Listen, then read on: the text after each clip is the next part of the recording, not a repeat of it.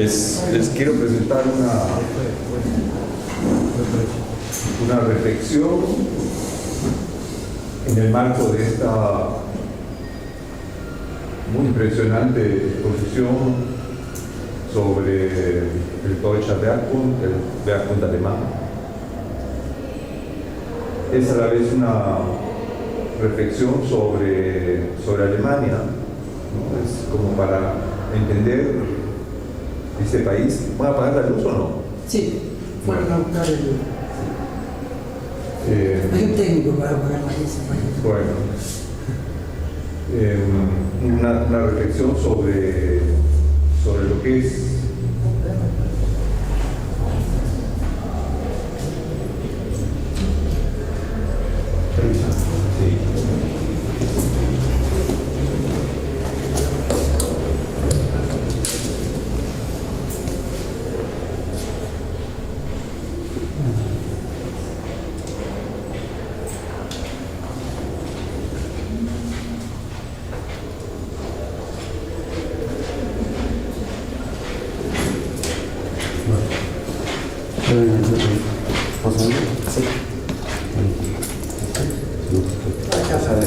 Está bien, muchas gracias. Perfecto.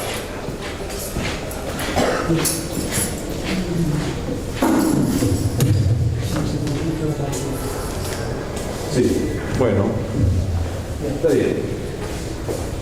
Quiero compartir una reflexión sobre Alemania, referida a la cuestión de la identidad alemana. Todo esto referido al Werkbund, como decía, y el hablar sobre el Werkbund es hablar sobre el siglo XX, es hablar sobre la era industrial, sobre un capítulo importante de la era industrial, una era fundamental en la historia de la humanidad, marca un turning point en la historia de la humanidad similar a aquel dado por la revolución neolítica, por el invento de la agricultura y la ganadería, alrededor de 6000 antes de Cristo. Estamos ante desarrollos pues que son fundamentales. El nombre era industrial, sugiere cambios en las formas de producción y obviamente a eso nos referimos. A la vez, hablar del Werkbund significa hablar más que solamente de una nueva base económica, significa hablar también sobre temas sociales y por lo tanto políticos y culturales. La arquitectura de la identidad es el subtítulo Espacios y Formas y su materialización en el tiempo. Los 7 momentos que vamos a contemplar en la suma, espero que les permitan a ustedes hacerse una idea más compleja y diferenciada de lo que es Alemania, ¿no? Visto a la distancia, hay la tendencia a imaginarse a un país como una entidad bastante uniforme, bastante homogénea, ¿cierto? Y no es el caso de ningún país y particularmente de ningún país moderno, ¿no? Por el contrario, estamos ante sociedades que llevan tras de sí un desarrollo de muchos siglos y por lo tanto que han cargado a lo largo del tiempo diferentes componentes que actúan simultáneamente sobre esta sociedad, ¿no? Pudiendo esta sociedad manifestarse así o así según las circunstancias del momento que esta sociedad vive, y es el caso de la sociedad alemana, que ha tenido tras de sí un siglo XX extremadamente tumultuoso, se podría decir. Hablar sobre identidad alemana significa comenzar fuera de Alemania, significa comenzar entendiendo de que los comienzos de lo que nosotros entendemos como Alemania están muy relacionados al Imperio Romano, ¿no? Porque los territorios que que constituyen Alemania hoy en día, en parte importante, eran parte del Imperio Romano. Inventado como instrumento de la conquista de nuevos territorios para montar una presencia militar muy rápidamente, para montar una presencia militar que podía ser de corto plazo o de largo plazo, y en el caso de ser de largo plazo, pues asentamientos militares de este tipo han sido la base de ciudades enteras. Y como lo que vemos es, a diferencia de la ciudad crecida orgánicamente, pues una estructura ortogonal, ¿no? Fácil de planificar, fácil de implementar en un lugar determinado, rápido de implementar, ¿no? El factor del tiempo condiciona mucho este modelo, que es propio de los territorios colonizados, ¿no? Conquistados y colonizados por el Imperio Romano, también en las regiones que hoy consideramos parte de Alemania, ¿no? El plano que vemos aquí de la ciudad de Tria, de Treveris, es un caso así, donde vemos eso es una ciudad planificada, tiene una estructura reticular de manzanas cuadradas, tiene en las áreas centrales edificios públicos que identificamos rápidamente por su mayor escala y como conjuntos urbanos planificados sistemáticamente. Vemos obras de infraestructura, ¿no? El río, la carretera, el puente, instalaciones deportivas de diferente tipo, la muralla como elemento fundamental de la infraestructura. La ciudad de Treveris fue destruida luego de la caída del Imperio Romano, fue abandonada, fue reusada en la Edad Media, sufrió transformaciones, pero también conservó algunas piezas de arquitectura originales como esta, ¿no? Que una gran sala, ¿no? Que, digamos, uno espontáneamente pudiera considerar como un edificio muy sencillo, ¿no? Y en cierta forma lo es. Lo que vemos es básicamente aquello de lo que este edificio ha sido construido, ¿no? Pero tenemos posibilidad de comparar y de ver cuál es el significado de este tipo de arquitectura. Detrás de esto que aparece muy sencillo hay toda una cultura constructiva importante, ¿no? Hay el uso de ladrillo, por ejemplo, que no solamente son paralelepípedos de barro, sino son elementos cocidos de mucha mayor resistencia, ¿cierto? No son iniciales en la forma de construir con mampostería, sino el resultado de un desarrollo.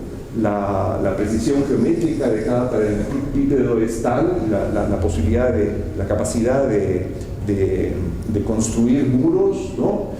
Que estamos ante una construcción bastante alta, de muros bastante esbeltos, lo cual demuestra una precisión en el trabajo.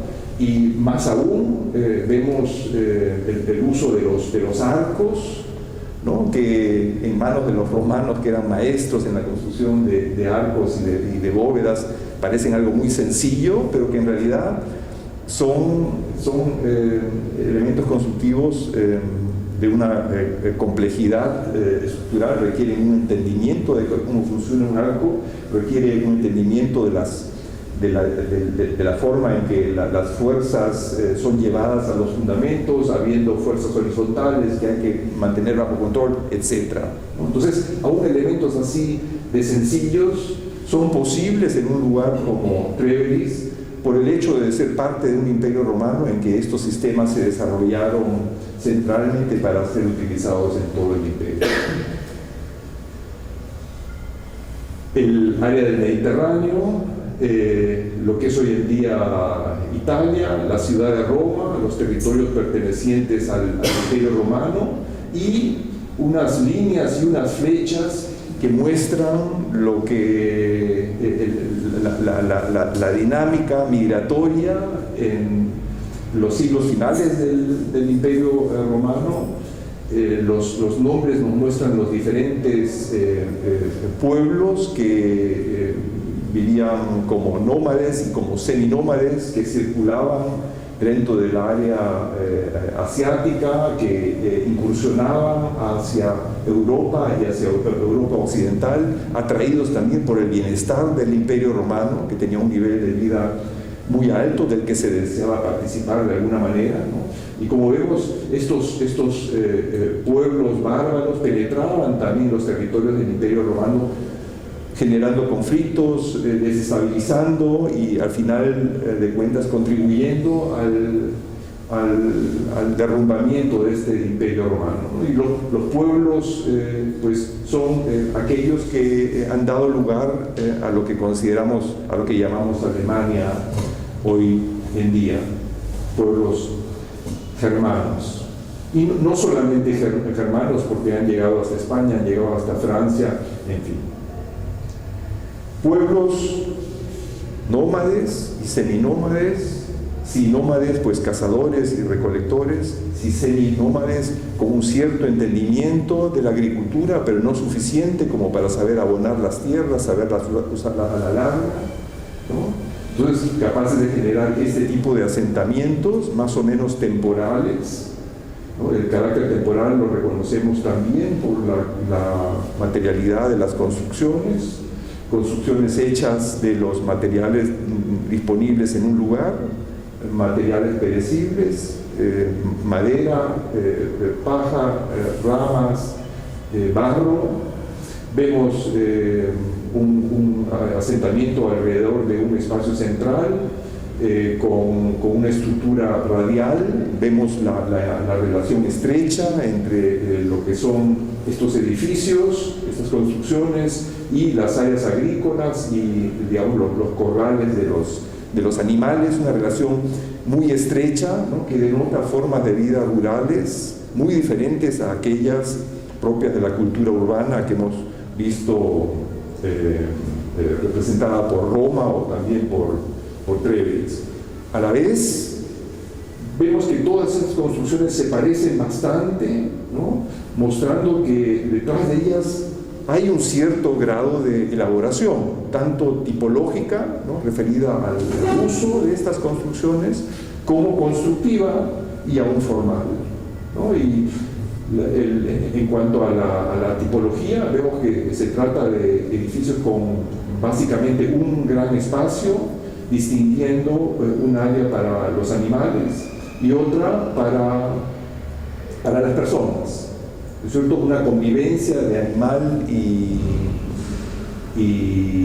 ser humano, ¿no?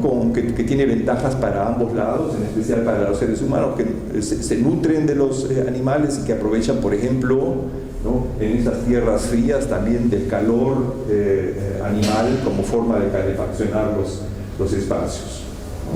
Y en cuanto a la construcción, vemos que hay un manejo bastante preciso, ¿no? de la madera, ¿no? En forma de troncos, en forma de las ramas, del barro, la capacidad de hacer cubiertas más o menos impermeables, ¿no? Vemos una solución, digamos, con un alto grado de racionalidad funcional y constructiva, ¿no? Podemos hablar de diferentes niveles de desarrollo entre los romanos y los germanos en este momento, pero en ambos casos reconocemos pues lo que es inherente de los seres humanos, ¿no? Que es la capacidad de desarrollar técnicas para los diferentes aspectos en los que se producen necesidades, ¿no? El periodo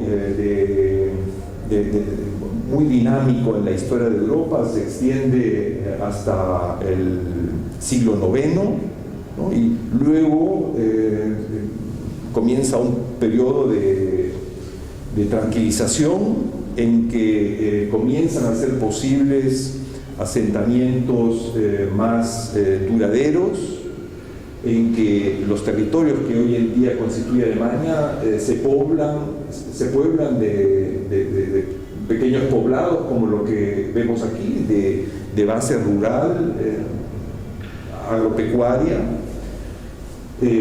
distribuidos como para aprovechar todas las áreas fértiles en este país. Vemos una estructura que consta de casas individuales que se agrupan muy conscientemente siguiendo diferentes patrones. En este caso un patrón lineal, ¿no?, con una sola central en que vemos una iglesia, ¿no? Vemos que esta iglesia muestra una conexión con el Imperio Romano, ahí donde la iglesia católica, donde el cristianismo, digamos, ha logrado una continuidad del imperio a estos nuevos tiempos. Y vemos que esta obra destaca claramente por su mayor escala, y ya veremos por qué cualidades arquitectónicas. Vemos a la vez que estamos ante una estructura crecida orgánicamente, ¿no? Reconocemos un orden, pero es un orden orgánico y no es geométrico. No estamos ante una ciudad planificada de una, sino una desarrollada casa por casa, ¿no? Y con el paso de las generaciones y de los siglos, pues la constitución de ciudades enteras como esta, ¿no?, la ciudad de Mainz, Maguncia, originalmente una fundación romana, destruida, reconstruida, pero en la Edad Media, ¿no?, y expresando las formas de crecimiento, de desarrollo urbano orgánicas propias de la Edad Media. Pienso que esta imagen, que espero que les parezca nítida, ¿está suficientemente nítida? Bueno, les muestra el carácter de la ciudad medieval alemana, ¿no? Esta estructura bastante densa, con un tejido urbano basado en parcelas pequeñas, en casas de planta más o menos pequeña, construidas en altura, alrededor de callejuelas bastante angostas, y bueno, teniendo a la iglesia como centro de la vida religiosa y pública de la Edad Media.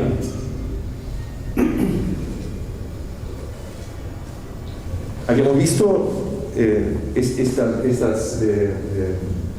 combinación de vivienda y establo inicial, y vemos cómo esta edificación se ha transformado para su uso dentro de la ciudad, ¿no?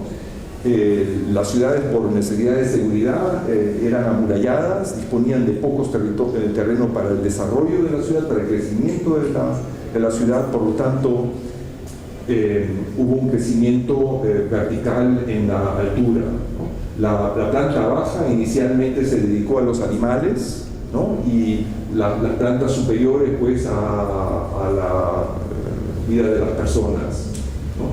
Lo que era un sistema constructivo para crear grandes espacios de una sola planta se transformó en este esqueleto de madera, y como ven ustedes, ¿no?, haciendo un uso inteligente de diagonales y de todos los elementos necesarios para lograr una estabilidad, cosa que no es fácil con elementos de madera, ¿no?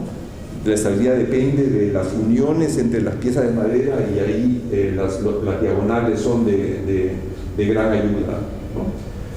Esa dimensión constructiva es un aspecto, y la otra es la dimensión estética, ¿no?, porque en base a esta forma constructiva se desarrolló la estética de esta arquitectura de la vivienda medieval en Alemania, basada en estas estructuras de madera y basada también en los oficios, ¿no?, desarrollados para producir esto adecuadamente. Los oficios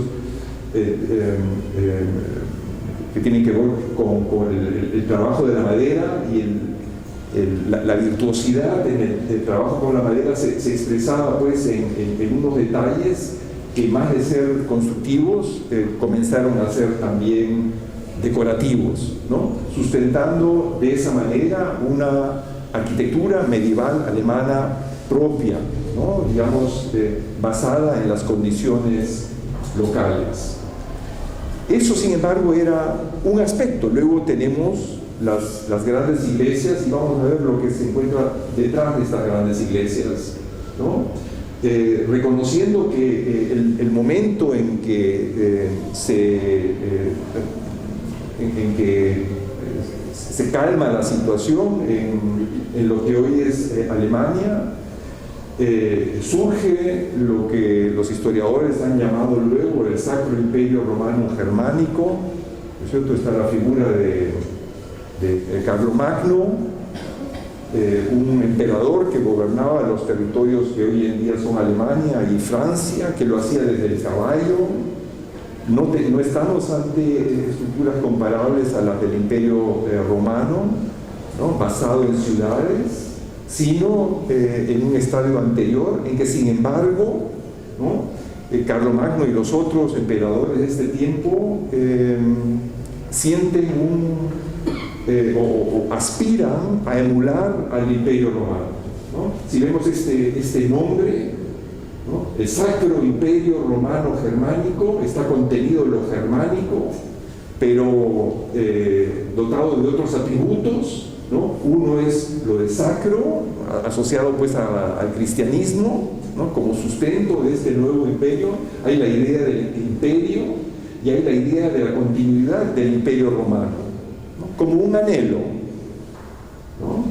Perseguido por los nuevos emperadores, digamos, germánicos, ¿no? Y si vemos qué produjeron estos emperadores arquitectónicamente, urbanísticamente, entre comillas, podemos ir a ver, podemos ir de Lorsch, del cual existen restos que nos dan una idea de lo que esto fue.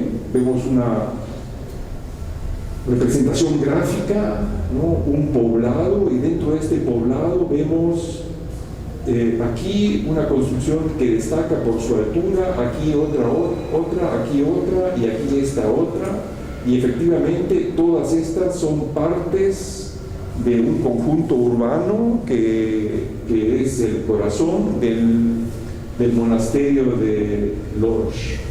Y cuando vemos esto en planta, estamos ante esto,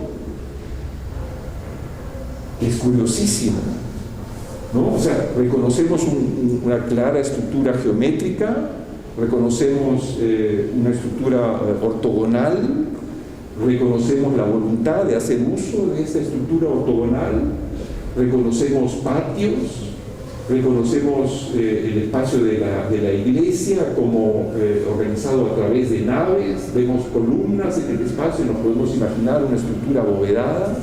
Reconocemos una serie de elementos, ¿no? Aún en esta planta, que podemos asociar a las construcciones que conocemos del Imperio Romano, en particular a las basílicas cristianas primitivas, ¿no? Pero a la vez reconocemos algo muy, muy diferente, que es la extrema linearidad de esta estructura, ¿no? Es como de lo que eran patios como muy estáticos, ¿no? Se ha convertido en una estructura muy dinámica que incita al movimiento, como estirando, ¿no? el vivir, el percibir estos espacios por el hecho de requerir mucho tiempo para terminar de recorrerlos. O sea, se expresa ya en esta planta un deseo de conectar con una herencia romana y a la vez una sensibilidad diferente, ¿no?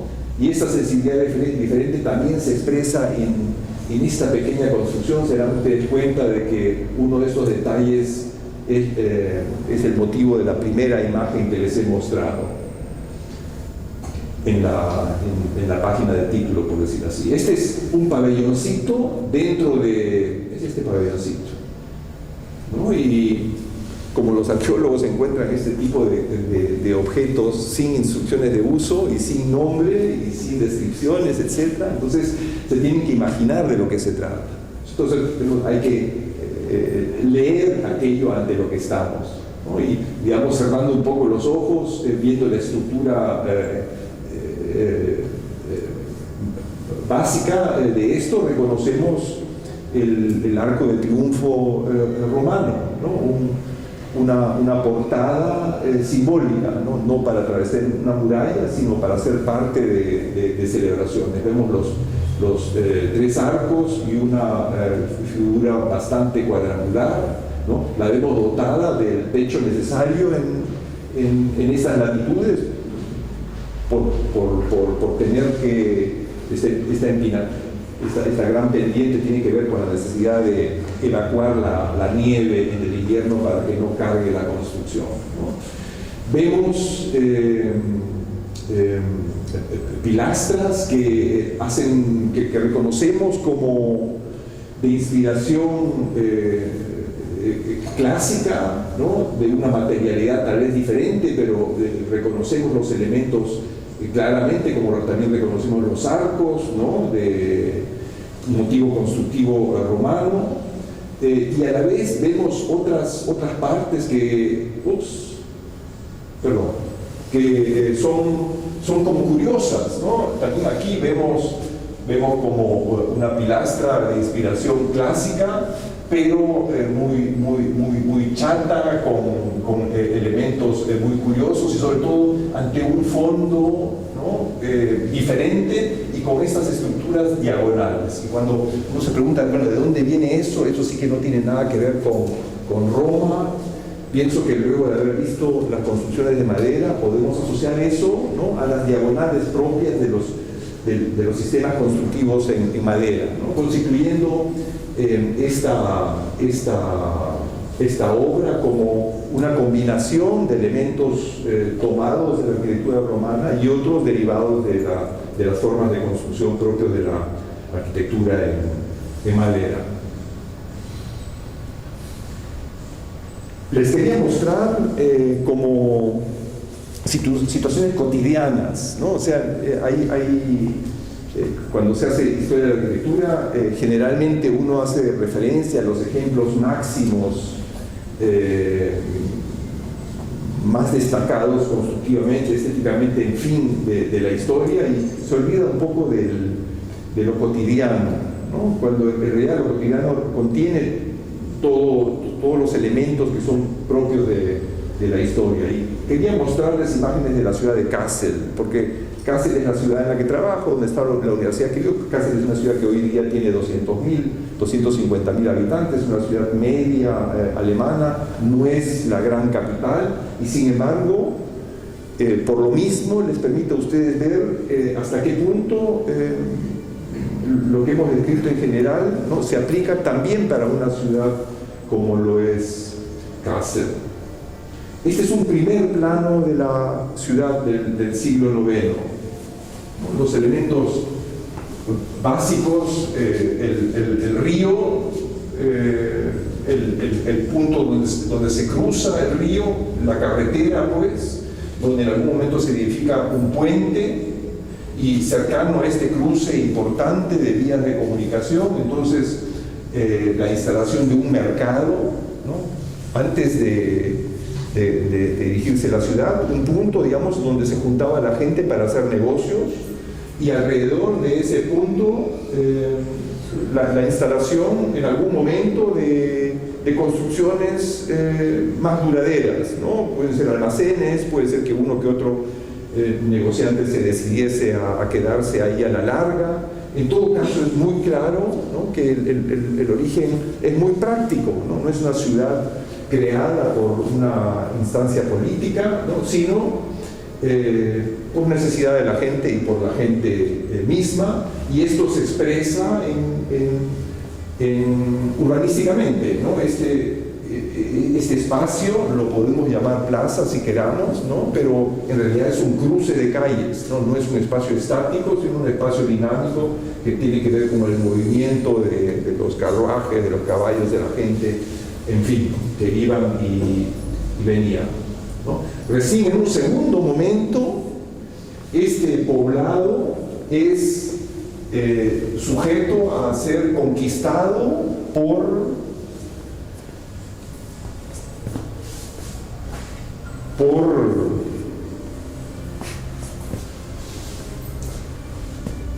una nobleza, eso suena como muy, muy digno y muy, muy fino, ¿no? En realidad estamos ante el secuestro de una comunidad urbana por bandas que, haciendo uso de la violencia, ¿no? Se apropian de este poblado para enriquecerse de él, ¿no? Y en la medida en que tienen éxito y en que se generan estructuras de larga duración, estos delincuentes se transforman en la entidad política que gobierna a toda esta comunidad urbana, ¿no? Lo hacen construyendo este enclave, ¿no? Que en la historia de la ciudad lo llamamos la citadela, donde la voluntad de imponer un orden se expresa también geométricamente en las construcciones que vemos aquí, ¿no? Que distinguen este objeto muy claramente de las formas propias de la ciudad crecida orgánicamente. Entonces, estamos en el caso de Kassel, ¿no? Ante la situación propia de la ciudad en sí, desde Mesopotamia, ¿no?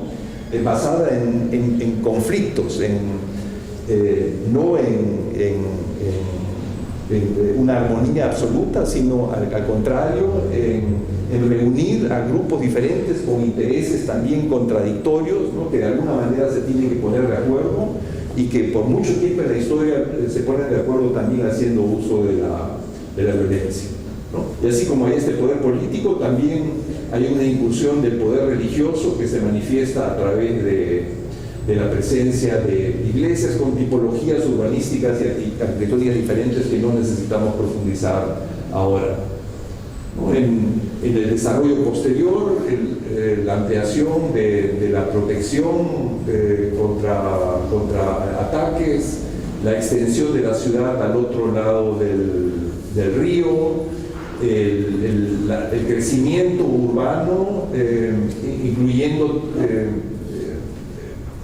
nuevos barrios en el que notamos una cierta voluntad de planificación, ¿no? Reconocemos estructuras más o menos regulares en comparación con las iniciales de clara vocación orgánica, ¿no? Y con el paso de los siglos, ¿no? De lo que era una fortaleza de claro carácter militar, se deriva el palacio como la residencia de lo que ha sido aceptado ya como una nobleza, ¿no? Con la tipología arquitectónica que siempre incluye elementos militares, ¿no? Y luego adicionalmente la presencia de jardines, la transformación del sustento del poder político y de su expresión urbanística y arquitectónica, el jardín barroco, ¿no? Asociado al palacio, la ciudad con una fortificación ahora renacentista y barroca, y aquí algo nuevo, ¿no? Digamos, esta era básicamente la población inicial, ¿no? Tal como se desarrolló durante los siglos siguientes, desde la Edad Media, y lo que vemos aquí es un resultado de procesos migratorios relacionados con la persecución de los protestantes en Francia, ¿no? Que dejaron Francia y fueron acogidos por diferentes ciudades alemanas, también por Kassel, y vemos que aquí, en este trazado urbano perfectamente regular, ¿no? Se expresa la presencia de un nuevo grupo humano que viene a enriquecer a la sociedad de Kassel, pero también viene a traer conflictos, un grupo humano con una clara cultura urbana, ¿no? Muy elaborada, ¿no? Que cuentan entre sus miembros también a arquitectos y urbanistas, que son los que diseñan este barrio y diseñan también las arquitecturas de este barrio. Inicialmente este barrio se ubica fuera del área amurallada, y como vemos lo que se expresa aquí urbanísticamente es todo menos amigable, ¿no? Pero posteriormente se elimina la muralla y la familia de arquitectos que llegó es también la encargada de desarrollar todas las áreas que articulan la ciudad medieval con esta nueva de inspiración barroca, ¿no? A través de esta plaza, a través de la prolongación de los ejes que parten en el barrio de los franceses, a través de este espacio circular o cilíndrico que sirve de articulación, ¿no? Entre la ciudad medieval y esta nueva ciudad, ¿no? Con este tipo de imágenes arquitectónicas, ¿no? Donde no vemos ya las casas de madera, sino una arquitectura de piedra, ¿no? Expresión del protestantismo, la reducción de la decoración a un mínimo, el mantener una altura continua de la edificación, espacios de gran sencillez, si se quiere, pero de una elaboración geométrica que los hace fascinantes, en especial en el contexto de esta ciudad alemana medieval. Y esta es la situación en la que Kassel llegó al siglo XX. Esta es una imagen aérea de los años 20, de 1928, 1929, donde vemos el río, donde vemos el puente, donde vemos, ¿se acuerdan ustedes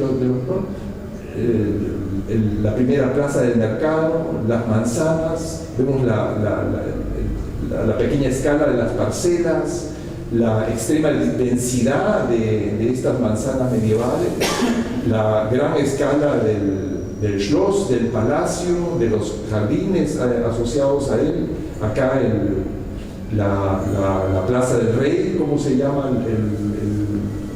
este espacio cilíndrico? ¿No? Y estas son las imágenes de la Plaza del Mercado, ¿no? Con esta edificación en madera. Ven ustedes las diferencias con la arquitectura de los hugonotes y también la diferencia en la constitución de los espacios urbanos. Aquí esta forma irregular a través de este espacio fluido, y en el otro caso pues la figura cilíndrica rodeada de edificios uniformes que esconden su materialidad tras un enlucido, ¿no? O sea, concepciones diferentes que comienzan a ser parte de una y la misma ciudad, mostrando también la complejidad de la sociedad y también de su expresión arquitectónica y urbanística, ¿no? Una identidad compleja, ¿no? Y esta misma ciudad en algún momento, bueno, participando de la historia de Alemania en el siglo XX, fue el escenario de las actividades políticas y de las demostraciones de los nazis, ¿no? Y participó pues de esa manera también de la Segunda Guerra Mundial y participó de la destrucción que significó la Segunda Guerra Mundial para Alemania, ¿no? La imagen que ven ustedes aquí es típica de todas las ciudades medias y grandes en Alemania. La destrucción de las ciudades alemanas y la pérdida de la historia, ¿no? Tal como la hemos visto documentada hasta hace unos pocos instantes, ¿cierto? Entonces, entender Alemania hoy significa entender lo que les acabo de describir, pero significa también entender, ¿no? Que la expresión física, material y espacial, ¿no? de estos desarrollos históricos se perdió en el año 1944, en 1945, ¿no? Y esto es de consecuencias enormes. Esto es de consecuencias enormes. La arquitectura de la ciudad es uno de los elementos generadores de identidad de la comunidad urbana, ¿cierto? Si uno se imagina estas ciudades originadas en la Edad Media, ¿no? El elemento que contienen, que ha sido compartido, ¿no?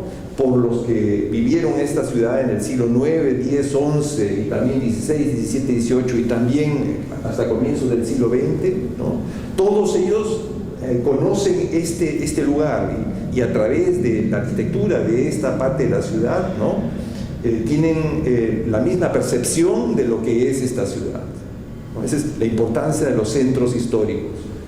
Y en la Segunda Guerra Mundial, Kassel y las ciudades alemanas han perdido su centro histórico de esta manera. Ese es el plano de la reconstrucción,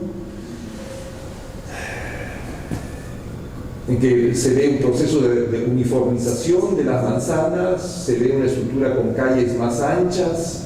Se entendió en el caso de Kassel que la destrucción de la ciudad era una chance para hacer de una ciudad que era muy compleja, que tenía problemas de tráfico, de salubridad, etc., una ciudad moderna, adecuada para el tráfico de autos, etc. ¿No es cierto? Se generaron ese tipo de espacios y a la vez, ¿no?, con la mejor intención se puede decir, y a la vez se perdió pues el sentido de lo que era la ciudad histórica, ¿no?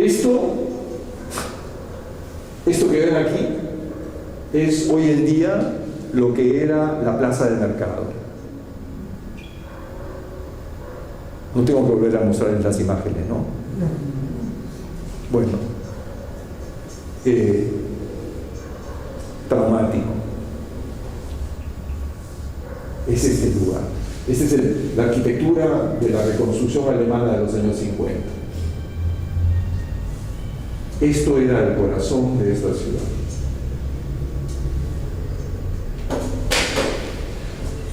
Volviendo al nivel nacional, ¿no? Hemos hablado sobre por los historiadores llamado así, primer imperio alemán de la Edad Media.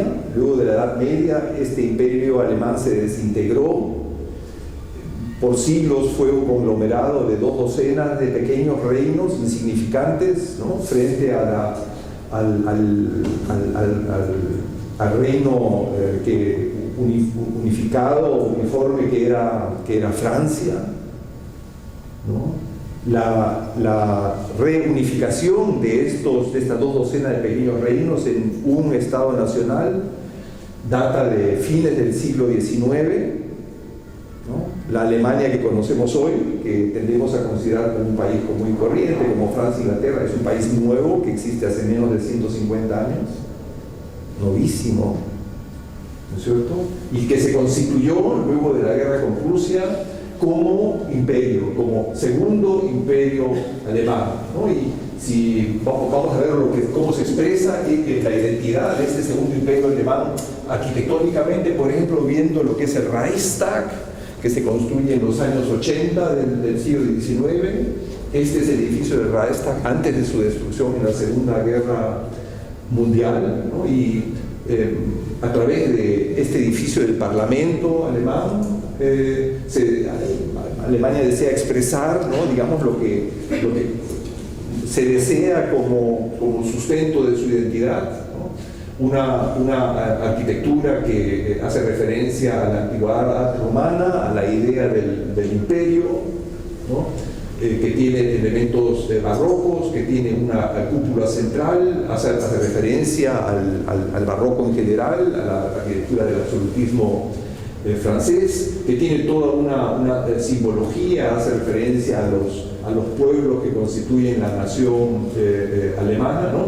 Pero todo dentro de una imagen académica, de una arquitectura historicista. Otras arquitecturas de estos primeros decenios del Imperio Alemán tienen este tipo de monumentalidad. Son monumentos inventados justamente para generar una idea de nación alemana, ¿no? Y una nación que necesita de elementos que demuestren su solidez, son generalmente sociedades frágiles, ¿no? Que tienen problemas de identidad, ¿no? La fuerza que se expresa materialmente a través de estas estructuras de piedra, la masividad, la altura, ¿no? La expresividad wagneriana, ¿no? Es expresión de las dificultades de este país para constituirse de esta manera, ¿no? Y estas imágenes son propias de este momento histórico, de esta Alemania que se constituye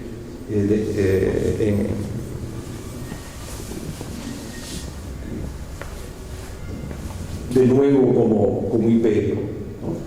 Y a la vez son parte de este momento estructuras de este tipo, ¿no? La Alemania unificada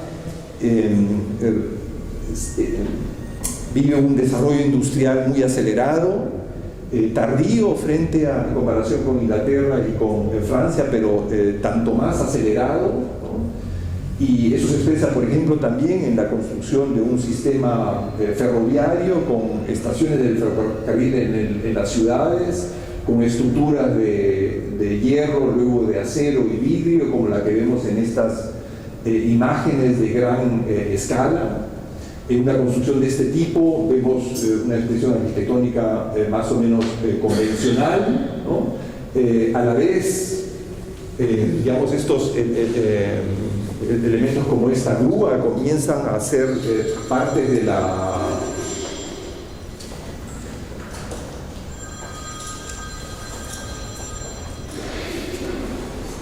vida diaria, ¿no? Aquí en áreas portuarias, y vemos que una estructura técnica como esta grúa no es solamente una estructura técnica, sino también contiene una estética diferente, una estética muy relacionada con un sistema estructural, ¿no? Manejado por los ingenieros de manera virtuosa, distinguiendo los elementos que resisten presión de aquellos que resisten tensión, dimensionado cada elemento según su función estructural, ¿no?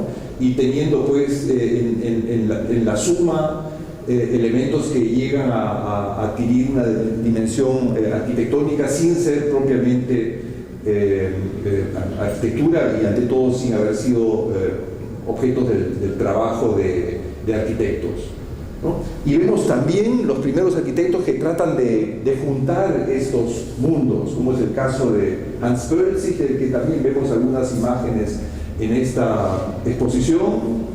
Aquí la construcción de una torre de agua. Reconocemos la monumentalidad propia de tantas estructuras de este segundo imperio alemán, ¿no? Y a la hora de mirar en detalle lo que se oculta aquí, vemos que se trata de estructuras de acero los cerramientos mismos son estructuras de acero con cerramientos de ladrillo, ¿no? Vemos que el resultado trata de integrar, ¿no? el espíritu del momento con los nuevos materiales y las nuevas formas constructivas que se iban generando como parte de la industrialización.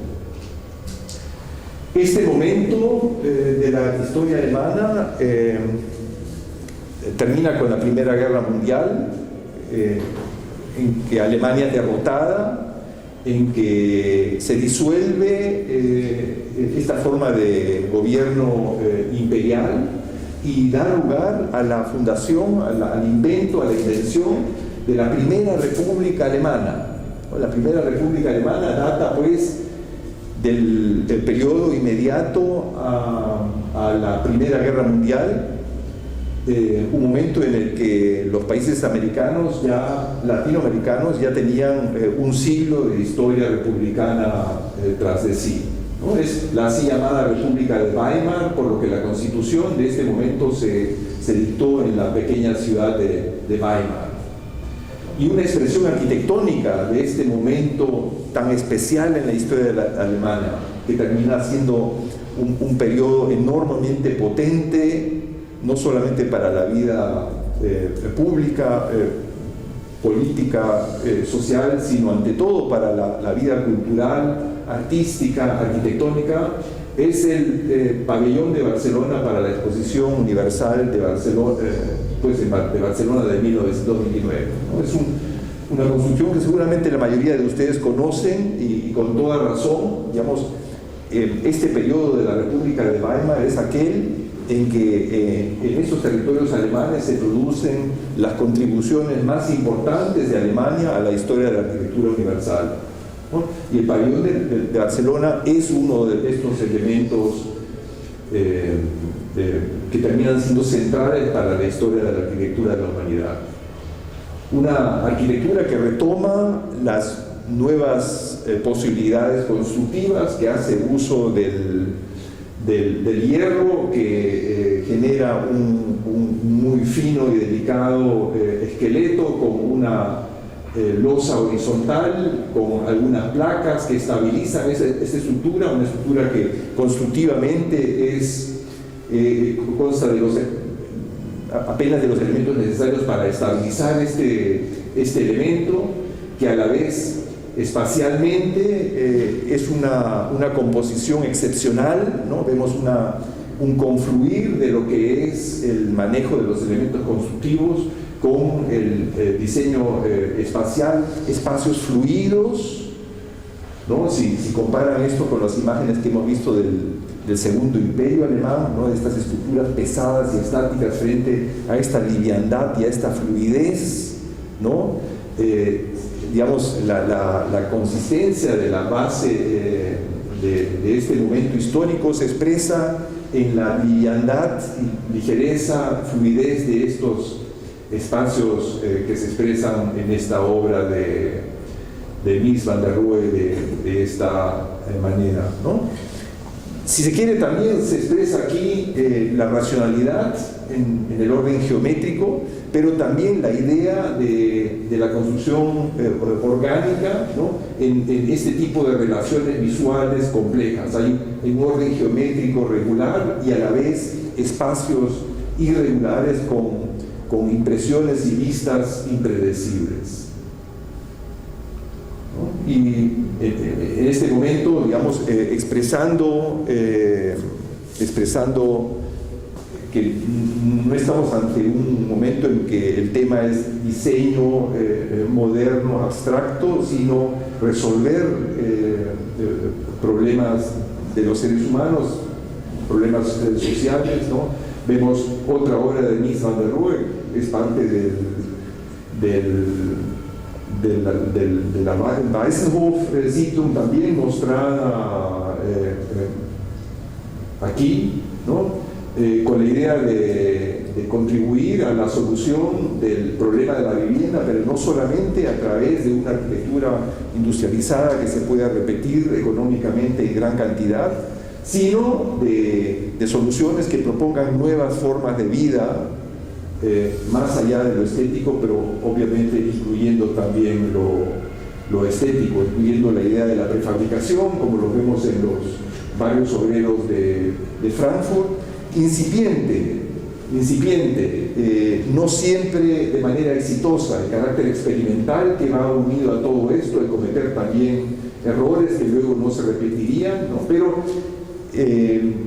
siempre girando alrededor de las necesidades humanas, ¿no? También al detalle de la familia misma, de la familia obrera, para la cual se inventa la cocina la así llamada cocina de Frankfurt, que es básicamente el tipo de la cocina moderna, con muebles empotrados, ¿cierto? Con electricidad, con abastecimiento moderno de energía, un tipo que se ha vuelto común en las cocinas en todo el mundo occidental. Y nuevamente estamos ante un sistema, en este caso fascinante, que tiene una duración breve de apenas 15 años y que luego se derrumba por conflictos políticos internos, que da lugar a que el movimiento nacional socialista, los nazis, asumen el poder, ¿no?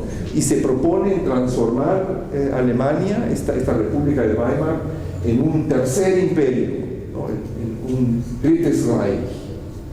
Y un ejemplo de lo que se imagina, ¿no? se expresa a nivel del tipo humano en esta escultura de Arnold Breker, ¿no? La idea de la idealización, ahí donde en el movimiento moderno hay una búsqueda de un sustento objetivo de la arquitectura, del diseño, la idea de la Neue Sachlichkeit, de la nueva objetividad, ¿no? Aquí, por el contrario, la idea de la idealización, ¿no? El ario, el superhombre, el sobrehombre, representado de esta manera. Es muy curioso. A mí personalmente eso me parece más una caricatura que algo que yo pudiera tomar en serio, ¿no es cierto? Es más como la figura de un tipo que hace mucho bodybuilding ¿no? Pero que no denota, digamos, tener la inspiración que le vemos a los dioses griegos, por decir algo así, ¿no?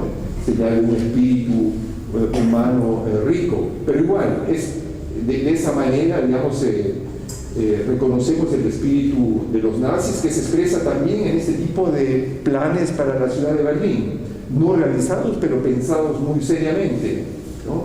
Lo que ven ustedes aquí incluye, esta es la portada de Brandenburgo, este es un Unternehmen, este es el Parlamento alemán, el Reichstag que vimos en antes, ¿no? Y esta es la nueva sala de asambleas con una cúpula con un diámetro de 300 metros, ¿no? Vemos que retoma motivos del Imperio Romano. Vemos que la idea es comunicar justamente eso, esa voluntad de generar una continuidad imperial, ¿no? Que se quiere medir con el Imperio Romano, que se quiere medir con la Francia absolutista, ¿no?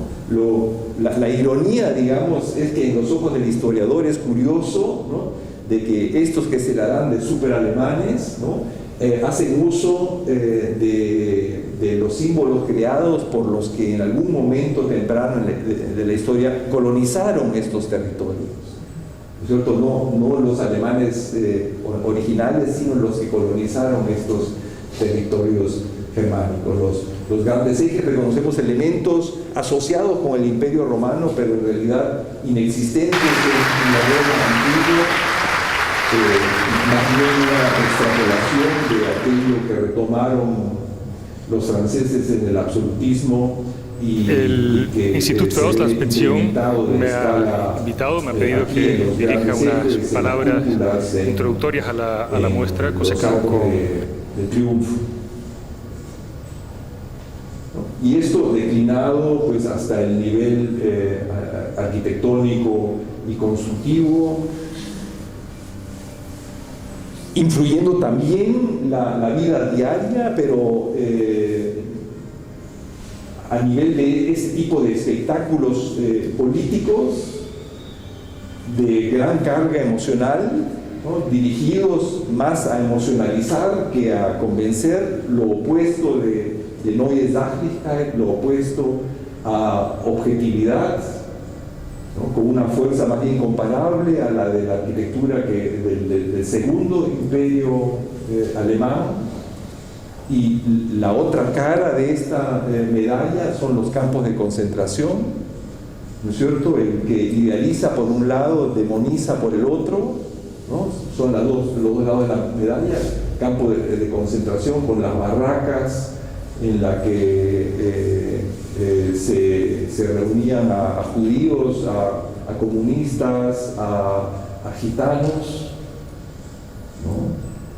La figura del hombre ideal por un lado y por otro lado la figura del ser humano no considerado como tal dentro de esta visión y la consecuencia que conocemos, ¿no? La destrucción también de Berlín. El Parlamento fue incendiado por los nazis mismos, ¿no? que querían dañar este elemento que asociaban con la democracia del pasado, ¿no? Pero igual la ocupación por el ejército rojo, que también toma el Parlamento, e imágenes de la destrucción de Berlín, de los barrios de vivienda de Berlín. Y con esto termina una nueva Alemania. Alemania es dividida en dos, en una república federal, sobre la que voy a continuar hablando, en una república así llamada República Democrática Alemana, la primera integrada a Occidente de economía de mercado, la segunda integrada a Europa Oriental con economía planificada, un país socialista y un nuevo comienzo bajo estas condiciones, ¿no? Ambas Alemanias ocupadas militarmente hasta 1989, ¿no? Ambas ubicadas a los dos lados de la frontera entre Occidente y Oriente, una frontera que estaba pensada como el frente de una nueva guerra mundial con la que se contó durante la Guerra Fría para cualquier momento. Dos Alemanias de esta manera también como obligadas a tener éxito dentro de cada una, dentro de su sistema, ¿no? Y la Alemania occidental pues dentro de este sistema occidental, ¿no? La enorme chance de la Alemania occidental de reinventarse como democracia, ¿no? Obligada a tener éxito como democracia y buscando comunicar esta nueva estructura política, esta nueva orientación de la vida pública alemana, también internacionalmente, por ejemplo, a través de un nuevo pabellón de exposiciones que se construyó para la Exposición Universal de Bruselas de 1956. Si se imaginan todas estas arquitecturas que ya hemos visto ya, ¿no? La del segundo imperio alemán, la de la República de Weimar, la de los nazis, ¿no? Y ahora esto, ¿no? Vemos que esta República Federal no se representa a través de un edificio, sino de un conjunto de edificios, ¿no? Lo cual diluye la monumentalidad, ¿no? Cada uno de estos edificios, cada uno de estos pabellones lo podemos asociar al pabellón de Barcelona de Mies van der Rohe, ¿no? Y a la vez cada uno, digamos, es bastante más banal que aquello que logró Mies van der Rohe, pero parte de un conjunto mayor que vemos integrado dentro de un parque, ¿no? Vemos que estamos ante objetos geométricamente marcantes, ¿no? Pero que no buscan perfilarse como tales, sino quieren ser entendidos como elementos temporarios dentro de un parque, ¿no? Constituyendo todos estas características, mensajes que la Alemania Federal quiere ver asociado consigo misma.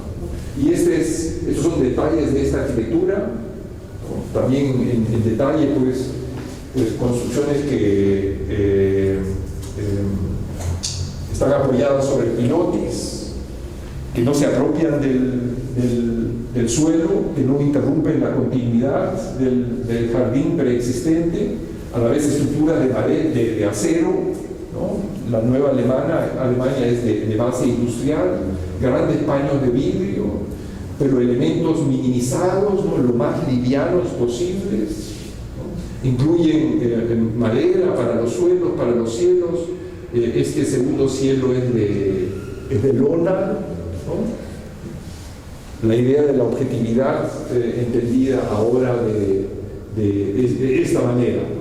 Este será el espíritu que esta nueva Alemania quería ver asociado consigo misma, ¿no? Otra arquitectura de este momento, la de Hans Scharoun, arquitectura orgánica, una arquitectura cuyas formas asociamos más a las de la Edad Media, a la irregularidad, un edificio fascinante, ¿no? El espacio mismo con el auditorio. Esta es la entrada.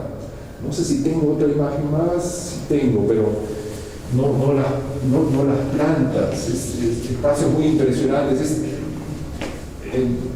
Este techito marca una entrada que es muy estrecha, ¿no? Es como un umbral muy marcado, y cruzando este umbral uno se ubica dentro del foyer, debajo de este techo, y debajo de lo que es la panza de este gran auditorio que vemos destacado como en forma de la carpa de un circo, y que al interior entendemos más como un paisaje, nuevamente la idea de la naturaleza, del paisaje transformado en la arquitectura, ¿no? Ubicando a la gente en estas bandejas, ¿no? que parecen las terrazas de un viñedo, ¿no? Alrededor del espacio de la orquesta, que está rodeado por todos los lados por los espectadores, ¿no? ¿Es la Filarmónica de Berlín? Ah, sí, no lo dije, es la Filarmónica de Berlín, ¿no? Yo pasé, pero una sola vez pasé. Bueno, debió entrar. Me quedo. La próxima vez entre. Sí.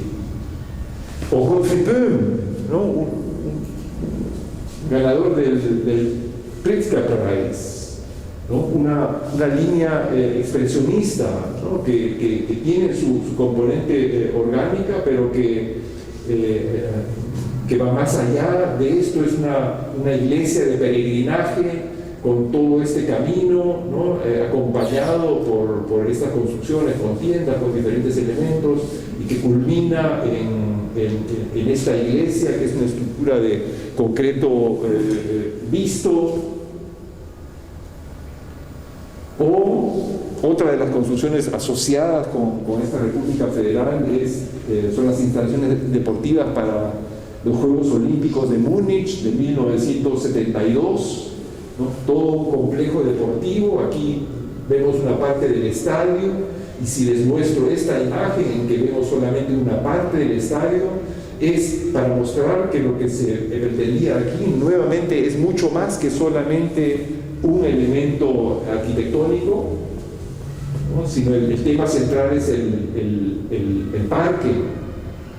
Y una particularidad de este parque, ubicado en las afueras de München, es que toda esta topografía tan marcada es una topografía artificial, generada con los desechos de la destrucción de la ciudad de Múnich.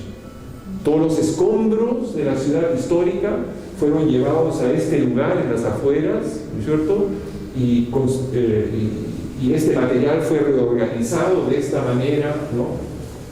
Para generar lo que es un paisaje artificial, ¿no? Pero inspirado por la naturaleza, pudiendo nosotros entender estas estructuras tensionadas, nuevamente expresión de la Alemania altamente industrializada de los años 60, como una continuación de lo que es la topografía inventada alrededor de este lugar.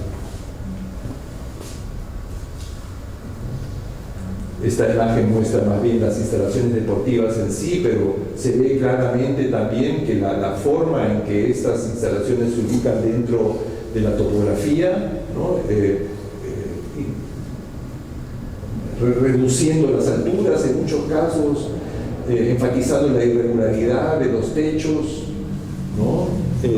Es más inspirado por la naturaleza que por cualquier orden geométrico. Y no es que no esté sustentado esto por un orden geométrico, porque obviamente todas estas estructuras requieren el manejo muy refinado de un orden geométrico extremadamente complejo, y mucho más complejo que un orden puramente ortogonal, ¿no? Y todo gira alrededor de lo que se vive en este lugar. Esta es una imagen de la gente entrando al estadio, ¿no? Y se ve claramente que por más impresionante que sea este techo, ¿no? Es solamente el techo, y lo verdaderamente central es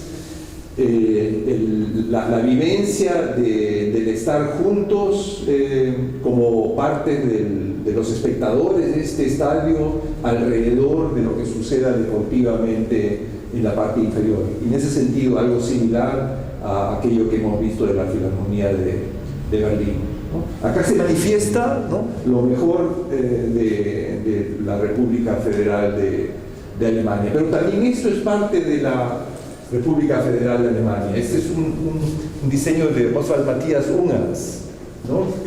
Luego uno de los protagonistas del movimiento postmoderno en Alemania e internacionalmente. Es un proyecto para el Museo de Arquitectura de alemán de Frankfurt, ¿no? Vemos una casa preexistente que ha sido transformada, que ha sido... en el cumpleaños número 30 de la creación de la Facultad de Arquitectura y Diseño y Urbanismo de la Universidad Nacional del Litoral. El claro orden geométrico de todo esto, vemos las referencias no solamente a arquitecturas historicistas, sino también a las pinturas surrealistas, a Magritte, por ejemplo, ¿no? Con estos efectos ópticos. Otra línea diferente que aquella que se entiende como Sachlichkeit, como objetividad, como relacionada con la naturaleza en el paisaje, con la naturaleza humana, más un juego intelectual, y a través de la geometría y del uso de la piedra, de formas de construcción maciza, ¿no? Referencias a lo que es la herencia, a fin de cuentas, la herencia romana también presente en Alemania. 1989, la reunificación de Alemania en el contexto del derrumbe de Europa Oriental, de los países socialistas, la reorganización de Europa, la chance enorme de Alemania de reunificarse sin necesitar de conflictos. Una situación realmente excepcional que ha transformado a Europa, que ha transformado a Alemania, y en principio formalmente una continuidad de lo que fue la República Federal de Alemania, y de hecho sí un cambio de atmósfera, ¿no? Podemos hablar de una República de Berlín. La República Federal de Alemania se gobernó desde Bonn, una pequeña ciudad insignificante. Luego de la reunificación se decidió que la capital volvía a Berlín. Decisiones muy difíciles en Alemania, ¿no? Decisiones muy sufridas, ¿no? Había grupos a favor de volver a Berlín, de volver a hacer de Berlín la ciudad capital. Había opositores apasionados, ¿no es cierto?, que recordaban que Berlín había sido la capital de los nazis, ¿no es cierto?, ¿no? Y que volver a instalar la capital en Berlín significaría, o podría ser entendido como un querer olvidar este capítulo oscuro de la historia de Alemania, ¿no? Habiéndose Alemania comprometido a preservar el recuerdo de este momento oscuro para que no se repita.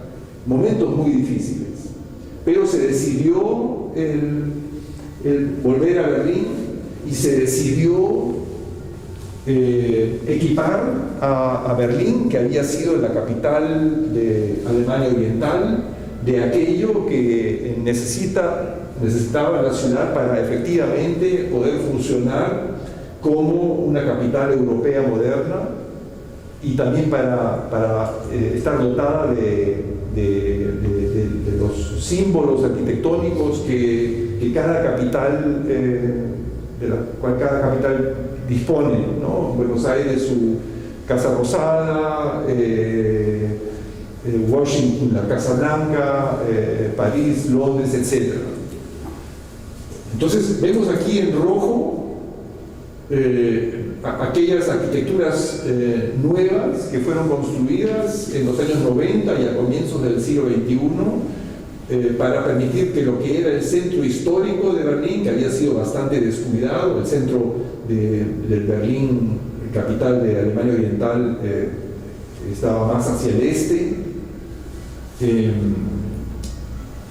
para recuperar pues el centro histórico. Esta es la portada de Brandenburgo, este es el Parlamento, esto es el nuevo cancillerato, el nuevo centro de gobierno. Esta es la Plaza de París, alrededor de la portada de Brandenburgo. Esta es la Plaza de Leipzig, y como ven ustedes, aquí tenemos una forma cuadrada, acá tenemos una forma octogonal. Son las formas de las plazas barrocas originales. Y en el momento en que se publicaron estos planos, hubo discusiones violentas en los círculos de arquitectos, ¿no? que veían en esta reconstrucción de la forma original de estos espacios, ¿no?, como realmente el intento de gobernar el pueblo de la zona. Esta vez se la Plaza de París, alrededor de la portada de Brandenburgo, con dos casas, una a la izquierda y a la derecha. Aquí está la de Max Liebermann, de un pintor judío que tuvo que emigrar. Alrededor de la plaza, este es el Hotel Athlon, todo fue destruido en la guerra. Aquí la Academia de las Artes, ¿no? Este es el lugar histórico, la foto histórica, y este es el estado en que estuvo este lugar por decenios. Aquí el muro que separaba a Berlín Oriental de Berlín Occidental, que más que muro era Estimado toda una banda, señor decano de la Facultad de Arquitectura, barreras. Diseño y Urbanismo. ¿No es cierto? La portada de Brandenburgo está en Berlín Oriental. La forma de la plaza se mantuvo a través de los árboles. Todas las construcciones desaparecieron, salvo partes centrales de la Academia de las Artes, ¿no es cierto? Y los que pretendían la reconstrucción de este espacio tenían en mente la imagen histórica, ¿no?, de este espacio barroco, neoclásico, y los que estaban en contra tenían pues el recuerdo de este espacio con la portada de Brandenburgo, tal como utilizada por los nazis. Esta era la polarización de este momento. Acá está la Plaza de París con la portada de Brandenburgo. Aquí estaba ubicada la Academia de las Artes, y este era el Palacio de Hitler. El Palacio de Hitler no existe ya, fue completamente borrado por las fuerzas militares soviéticas, pero existe el lugar, obviamente, ¿no? Y estos jardines, eran unos jardines que comunicaban el Palacio de Hitler con la Academia de las Artes, y en la Academia de las Artes trabajaba Albert Speer, que era el arquitecto de Hitler, ¿no?, que el autor de estos planes para la transformación de Berlín en una nueva Germania, lo que les mostré, ¿no? Entonces ellos se comunicaban directamente a través de estos jardines. Entonces todo este lugar pues muy cargado de historia. Este es el edificio de la Academia de las Artes, aquí antes de la destrucción, aquí luego de la destrucción. Vemos que no se derrumbó por completo, pero digamos las partes que quedaron frágiles fueron demolidas. Esto era el Hotel Athlon, y esto es el estado actual. El Hotel Athlon fue reconstruido entre comillas, volvió a ser un hotel que tiene una fachada que tiene un carácter historicista. Cuando uno se fija en detalles percibe la banalidad de este diseño. En realidad es un hotel moderno, tal como tiene que ser hoy en día un hotel, ¿no?, con las alturas de los techos, de los pisos y todo eso, ¿no?, al que se le ha pegado, luego al que se le ha adherido una fachada que de alguna manera recuerda un poco la arquitectura original. Y este es el nuevo edificio de la Academia de las Artes, que rechazó las imposiciones de la municipalidad, del gobierno municipal de Berlín, que exigía una fachada maciza con un reducido porcentaje de aperturas, con ventanas verticales. Es un banco. Es un diseño de Renzo Piano, ¿no? ¿Cuál? El de cristales. No, de Günter Wendisch, de un arquitecto alemán. Esto es de Frank Gehry, ¿no?, que hizo un juego divertido de estas imposiciones municipales. Los artistas decidieron no acatar la imposición de la municipalidad y brigaron con el gobierno municipal hasta imponer este diseño de Günter Wendisch, que es el arquitecto también de las instalaciones deportivas de Múnich, de los Juegos Olímpicos del 72. Entonces impusieron su idea de tener una fachada moderna de vidrio. El dibujo de los perfiles retoma las proporciones del edificio original, pero de una manera muy sutil. Obviamente eso no tiene nada de historicista. Hay una terraza superior con un techo muy particular que vemos aquí, que vamos a ver en detalle, ¿no? Vidrio estampado con motivos de plantas. La planta de este espacio, esta es la fachada que hemos estado contemplando, esta es la planta alta, vemos un diseño que enfatiza lo irregular, ¿no? El juego con los tramos de la escalera que van variando en posición, ¿no? Elementos danzantes, o sea, todo menos una estructura rígida, tal como quería ser impuesta por lo menos por las fachadas. Pues proponiendo otra idea de orden, de un orden que admite complejidad, de un orden que admite variedad, queriendo conservar estos valores que se consideran hasta hoy como sustentos de lo que es la Alemania moderna, ¿no? Para la cual Behnisch y los miembros de la Academia de las Artes consideraban. Me toca darles la bienvenida en nombre del Ministerio de Innovación y Cultura, del Gobierno de la provincia de Santa Fe. Muy rígido. Esta es la terraza sobre el último piso, desde el cual hay una vista maravillosa sobre la Plaza de París, con la portada de Brandenburgo, desde la cual se ve también el Reichstag. Y desde aquí se percibe que este estampado del vidrio que cubre esta terraza muestra hojas secas, ¿no? Antes de comenzar con la construcción, los arquitectos visitando el terreno observaron que estaba cubierto por hojas, era otoño, fotografiaron estas hojas y la foto de estas hojas la utilizaron como motivo para estampar el vidrio que cubre todo esto, haciendo de esta manera una referencia, si bien sutil, a lo que es la historia particular de este lugar. Gracias por su atención.